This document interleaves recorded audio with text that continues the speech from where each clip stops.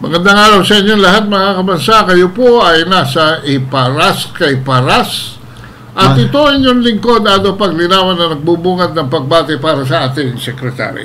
Magandang hapon po, Paring Ado. Magandang hapon po naman sa ating mga kababayan na nananatiling naghihirap pa rin dahil sa mismanagement, walang alam na pagpapatakbo ng gobyerno, puro kabulastugan lamang ang ginagawa, kaya nagiging kawawa po ang ating mga kababayan.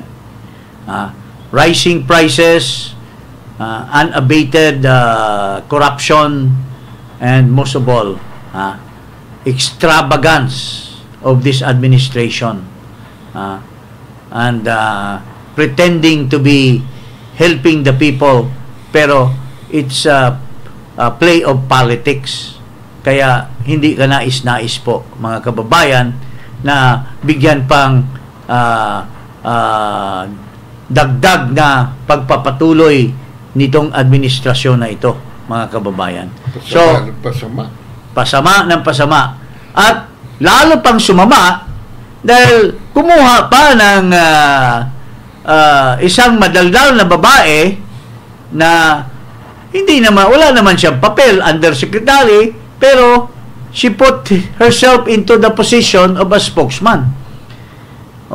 Pero nakakahiya naman na kukuha ng isang spokesman na wala namang kaibahan kay Trillanes, wala namang kaibahan ang mga linya. ang asta nito kay Dilima. Sana nabilib kami dahil naninindigan sana ito, pero biglang kinuha daw siya. Biglang bumaliktad. Kinuha daw siya at tinanong siya ni Davila, kinuha mo kayo? I will not say sinong kumuha sa akin. Ito, pakinggan po natin itong Attorney Claire Castro. Siya daw yung bago at lalaban kay Duterte. Hindi daw kung may mga panglalait daw si Duterte, ready din siyang manglalait kay Duterte. Itong tao na ito, Claire Castro ang pangalan. I wanted to ask you first, how were you invited there? Why did you join government?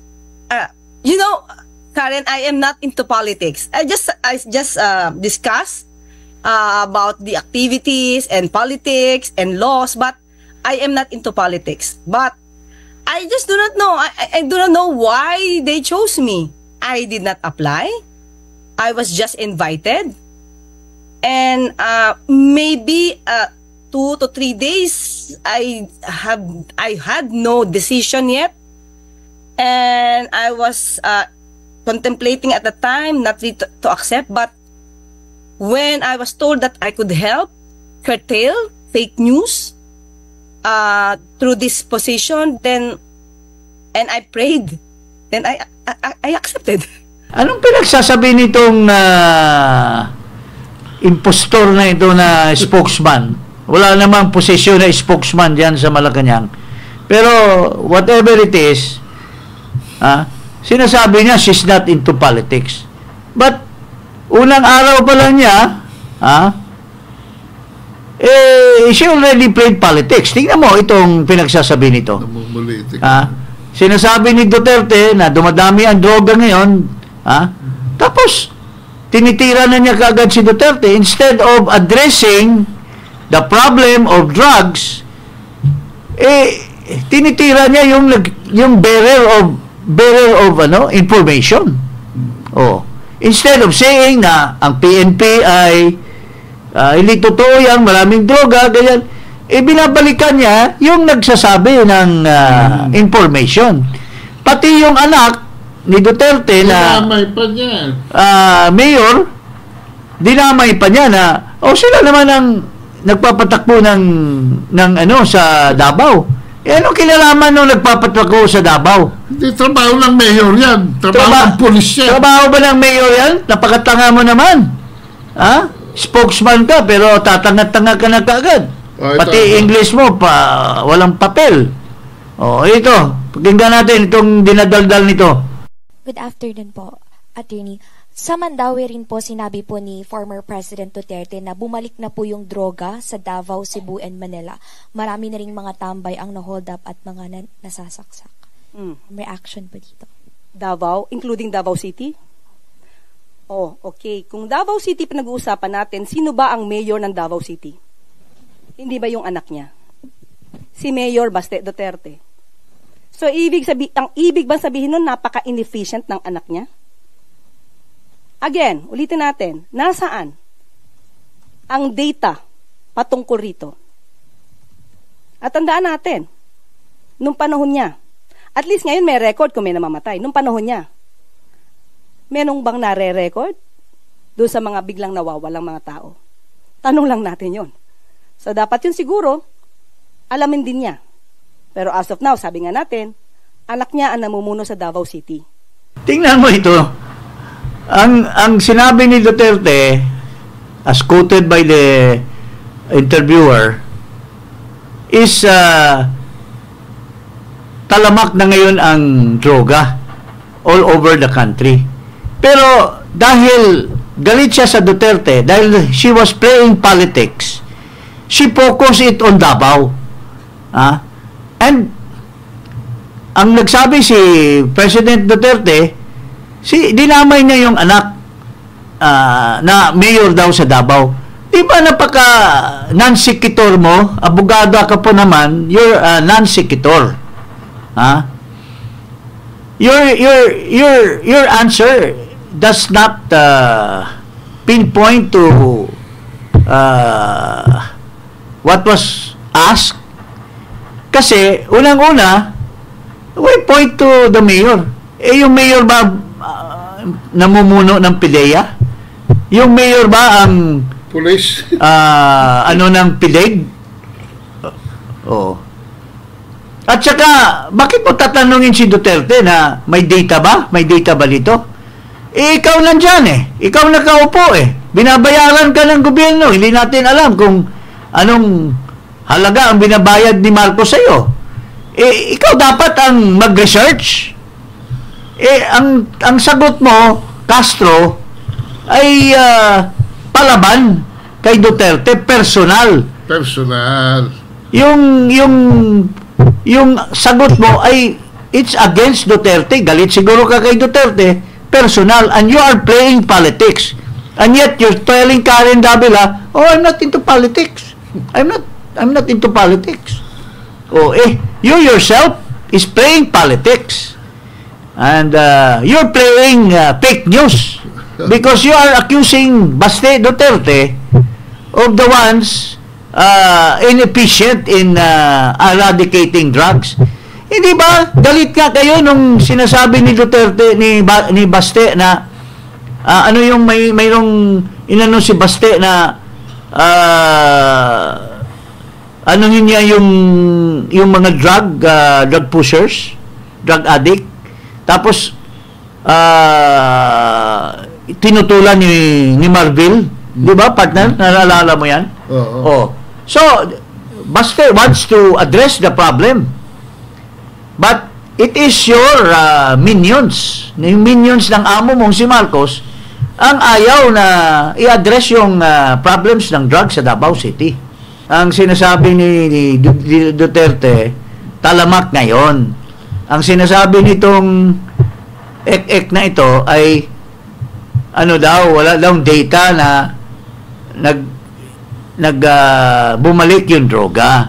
Sabi ko, bakit mo sasabihin walang data si Duterte? Bakit si Duterte ba ang nagtatago ng data? So, alam mo, when Duterte says talamak, it can be shown by people themselves. Yung mga naglalakad, yung mga nasa kalye, yung mga nahuhuli na mga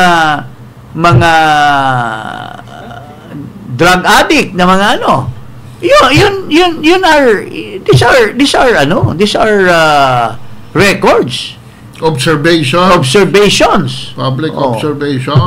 Kung mag-quantify dahil kayo nasa gobyerno. Non-sequitur ka akala ko abogado ka Gusto mo lang pumapel, siguro hindi ka na satisfied sa vlog mo, baka konti lang nakikinig sa'yo, bigla ka ngayong pumapel dyan sa Malacanang. Straighten mo muna yung English mo, ma'am. Please. Next. Okay, why was former President Duterte's comment on the Marcos administration moving into a dictatorship? Why is that important to address? Yes, because, former President Marcos keeps on repeating, keeps on telling about this dictatorship when most of us cannot see any signs that our president is gearing towards dictatorship. Remember, the one accusing the president, the former president, is the one who showed that acts of dictatorship. Remember, for the past 6 years when he was into power, he showed his power, really being the authoritarian. Remember what happened to ABS-CBN? Even if, he said, even if the House will give or renew the franchise of ABS-CBN, he will order NTC not to allow ABS to operate. Is that not dictatorship? He is the one who showed being the dictator and not the president, not President Marcos. Napaka-stupid naman itong ano pa? Ang tinatago, ang issue dito is there is a silent dictatorship that's going on. Tapos fake news na naman ang pinasok nito. Nung tinanggal daw yung franchise, sinasabi daw ni Duterte, even if ABS will renew its franchise, I will not allow them to operate. Kailan ba nangyari yan na sinasabi ni Duterte yan? Alam mo, the National Telecommunications Commission, which gives which issues frequency, is under the office of the President. So, paano mo masasabi yung dictatorship? It is within the bounds of law. Nakaintindi ka ba, Ms. Castro? The National Telecommunications Commission is the one that issues the frequency. You don't only have a franchise to operate a broadcast. You also have a frequency.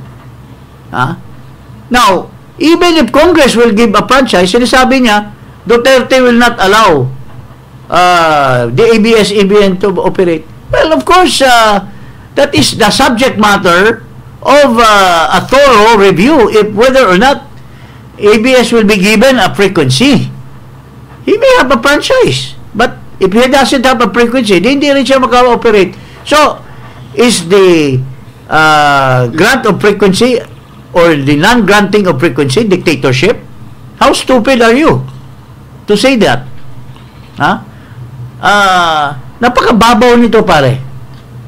Akala natin we praise her when she nung tinira niya si Erich Tulfo, we praise her for standing up. Pero ngayon mukhang pati yata si Sylvester Erich Tulfo didepensahan na nito ngayon kasi nandyan na siya sa ticket ni Marcos at saka si Tulfo nasa ticket ni Marcos. I'm sure she will turn around and defend Erich Tulfo. Okay, next. But now, do you think the former President Duterte is hitting on the dictatorship aspect because the father, the late President Marcos Jr., actually declared martial law? Maybe. He wants to create that fear on the people because we all know people do not want even the idea of martial law. So he is the one gearing to that issue so that he will create that fear and the people, if they will believe in him, they will not even support. They will not support or at least remove their support from the president.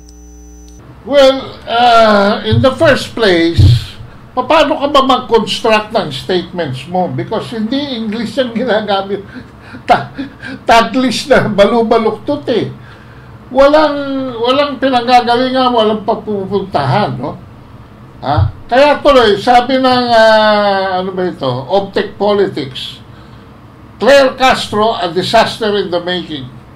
The way she handles her position, it is clear that her tenure will not last long. She has already made herself a liability, an embarrassing misstep that the Marcos administration continues on a reckless path. Lalo mo pang pagkagrabihin ang problema ng Malacanang. Yan ang sinasabi ng Optic Politics. Hirap na nga si shaky na nga yung footing ni Marcos. Dadagdag ka pa sa tremor. Oo nga Dahil you're not constructive. You don't even know your role. Instead of getting you to help Marcos provide reform, and try to win back people who are hitting him left and right, ilalo mo pang pinalala dahil palaban ka. You're becoming an attack dog in equal footing with Trillanes and De Lima. Ako disappointed because gusto ko makakuha si Marcos na magaling na communicator. Yes. Para masagot niya yung mga issue na binabato sa kanya. Because he is the President of the Philippines. Nakakahiya tayo sa ibang bansa. Tapos kasi ikaw ang darating dyan. Dapat ang kinukuha nila, dapat yan sa Malacanang, Caroline Leavitt type. Ayan! Yung matalino, maganda, magaling mag-Ingles. Pati si Whoopi Goldberg. Niyari. Taob. Dapat ang kunin ni... ang ginagamit. Boka at saka hatred. At saka ang purpose is to hit back at Duterte. Yun ang... And you admitted that if Marcos will not fight, I will fight them. Is that your position, to fight the enemy instead of winning the enemy? Anak ng kaweting-weting itong babae na to.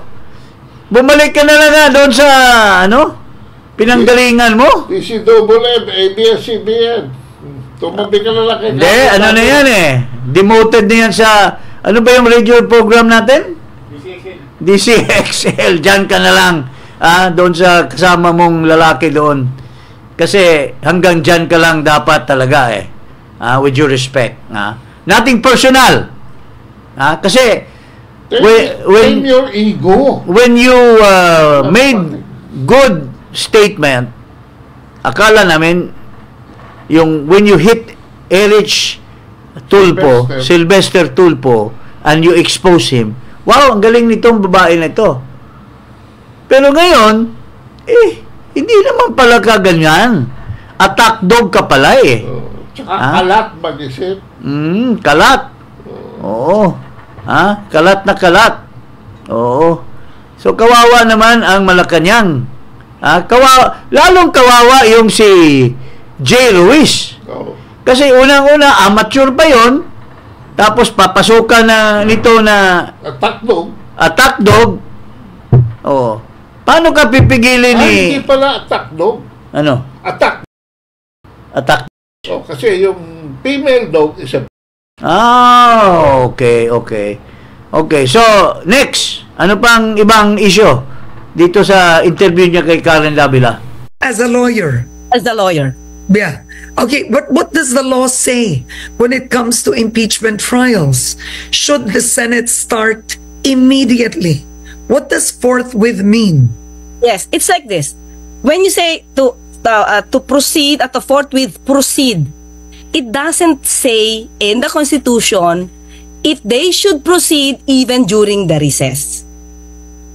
It's very broad na you have to start immediately. Maybe if this Senate is in session, they have to abide and they have to proceed immediately. But since there is no time element in the Constitution, that recess will definitely be a factor if they will proceed immediately or they will proceed immediately after the recess. So it's up to... So interesting, there are two schools of thought. Yeah. Should you be in session or do you proceed immediately even if Congress is in recess? Yes. Right? Yes. So there are two schools. All right. Naintindihan mo ba, pare? Abogada ba ito? Pati si Karen natutulala. Ha? Did you understand what she's saying? Bakit hindi na lang si Karen ang kinuha nila? Buti pa si Karen na lang kinuha kasi yan, anti-Marcos talaga na tunay. Hindi, tsaka... At saka articulate. Ito, At least magaling mag-English. ito talagang... Wow! Naku, we proceed or forthwith or hindi, Ano mong ginulo? ginulo mo bibigay ka pa ng opinion na hindi ka naman renowned lawyer. With your respect. Trial lawyer daw siya, pero I don't know, may napanalo ba ang kaso to? O she became famous lang dahil ba sa YouTube o sa sa podcast. Anyway, we'll discuss more about this lady. Dito pa lang sa umpisa, anong sabi nung optics? Anong sinabi? Ulitin mo nga. A disaster in the making. She is a disaster in the making. Disaster. Dito pa lang, sa interview ni Karen, The way she handles her position, wala na, gulong-gulo na ang mga nanonood. it is clear that her tenure will not last long. Your tenure will not last long. Si Cesar Chavez nga, nasanay na, hindi nga naka-resist sa snake pit Malacanang. Ikaw pa kaya na wala kang sabi. Walang sabi. Bersamin, ipapahama kayo niyan. Bigwasan mo na. Maaga pa. The public needs a rational, eloquent communicator. At saka, alam mo, President also needs that. alam mo, hindi lang ito wishy-washy. Ano pa ito, palaban pa at nakikipag-away pa sa otoridad. Ito, nakikipag-sigawan at gumawa ng iskandalo doon sa police precinct. Ipakita nga natin yung iskandalo nito.